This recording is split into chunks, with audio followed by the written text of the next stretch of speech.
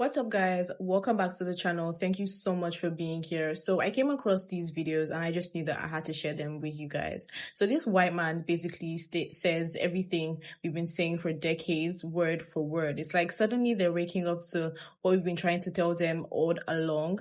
The part that gets me though is how calm he says it, like he's, letting us in on some brand new information. But I'm glad at least that it's finally being acknowledged. Anyways, let's watch the clips. Credit goes to the original creators.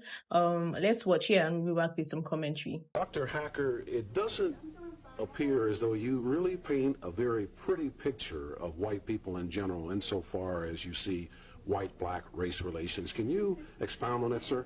Well, interestingly, you use the phrase race relations. I don't think there are many relations between black and white people.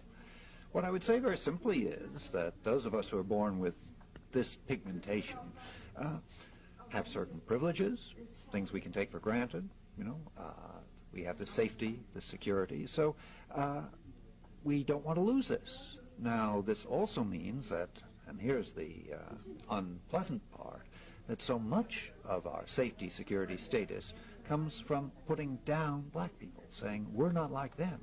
We're Europeans, we're more highly evolved, we've got talents they don't have. And that's where you get, the flip side of this, which really is the ugly side of racism. Mm-hmm. Well, how much does sex and sexuality really have to do with race relations, particularly between white men and black men? Well, if you take white men and black men, let's take it two ways. Okay. If a white man is walking down the street and he sees a couple, a very attractive black man, really masculine, and with him a very attractive white woman, very white, we'll make her blonde, He looks at that woman and he wonders, this is the white man, what does she see in him? What do they do together? And it really drives him, us, up the wall, because she's a woman who could choose, a white guy, but she chooses a black guy. And that really bothers us.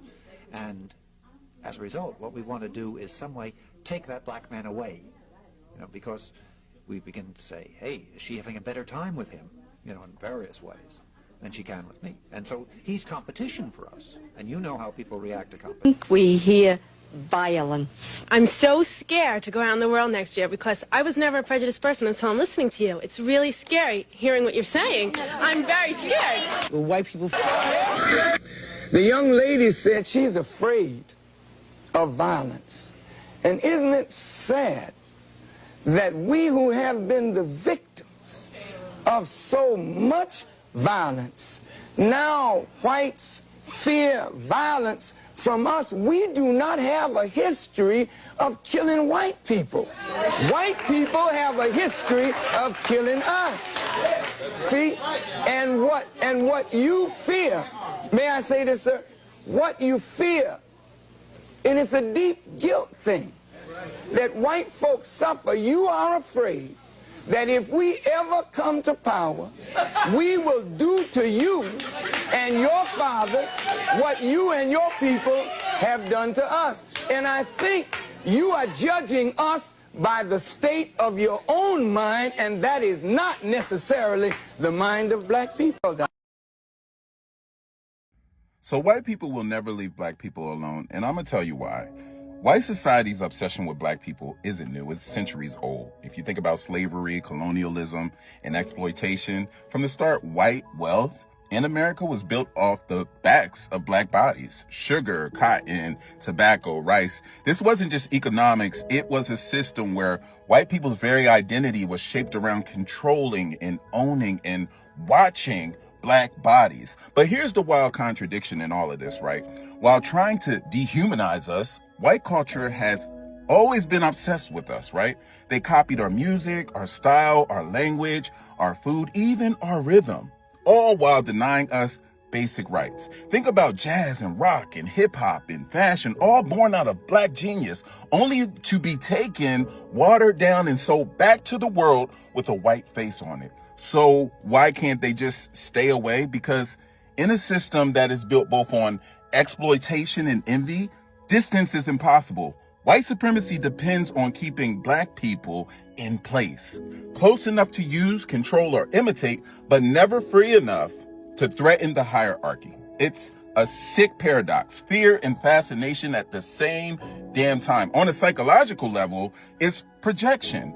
White folks will project their guilt, their fear, and their insecurities onto blackness, and then turn around and crave the very life, culture, and resilience they tried to destroy. It's like they want the sauce, but not the struggle. Now, to be real, not every white person acts like this, but the system, the way whiteness has defined itself against blackness, makes it so this obsession keeps resurfacing. Whether it's over policing or culture appropriation or trying to legislate our lives, it always comes back to the old need to dominate mixed with a quiet desire to be what they can't.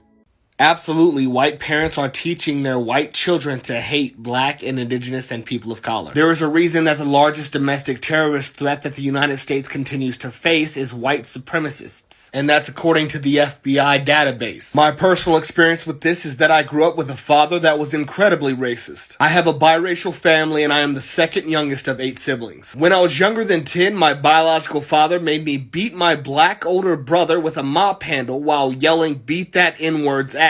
At first I refused, but then he started beating my ass. And then my brother told me to just do it. My mother eventually remarried after my biological father died. This man was a Democrat and a decent enough guy, but he loved to use the N-word. He would say, "I'm not your N-word." He would say, "They're acting like N-words." Until one day when my younger sister, who is black, broke out into tears telling him that she wasn't okay with it. So what I've come to figure out is that if a white parent is not actively anti-racist, they will teach their children to hate black and indigenous and people of color, whether or not it's intentional. Learn up. Bro, the most eye-opening thing about being black is like you never know who secretly don't like you. This whole Joey Swole situation really opened my eyes because it's so many other like white creators and musicians that I rock with, actors. Whole time in the dark, they probably don't even rock with me or my kind. Like what? It just be like, man, bro, nobody like us. They don't like us. 5 things most white people think about when they see a black person.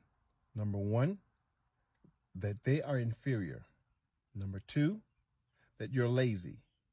Number 3, that you're ignorant.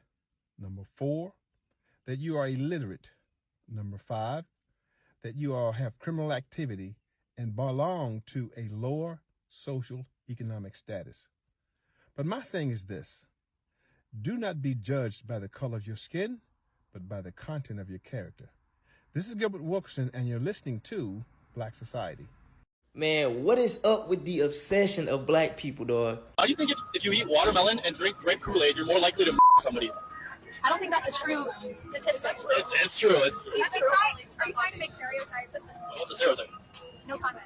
Talking about fully unprovoked. I'm pretty sure this man has never had a interaction with black people to begin with. Since you want to talk about statistics, let's go there. So white males make up 31% of America.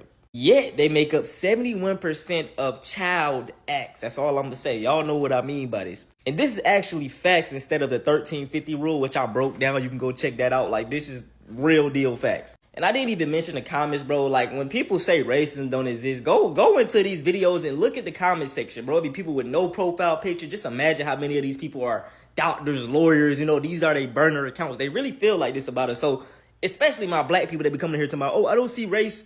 They see it, motherfucker. The obsession with black people is extremely weird. Crazy, right? I mean, we've been saying this all along. The racism that they have towards us is rooted in fear for us, and their fear is rooted in envy. They know that we're powerful, we're creative, we're unstoppable, and that is what scares them.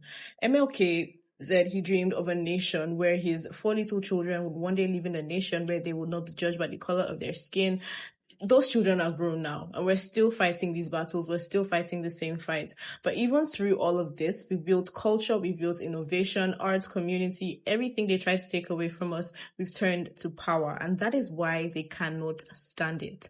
But anyways, credit goes to the original creators of the clips in this video. Quick disclaimer, this video is for educational and commentary purposes only. No hate intended towards anyone. Like, share, comment, subscribe if you feel this one. And as usual, I'll see you on my next one.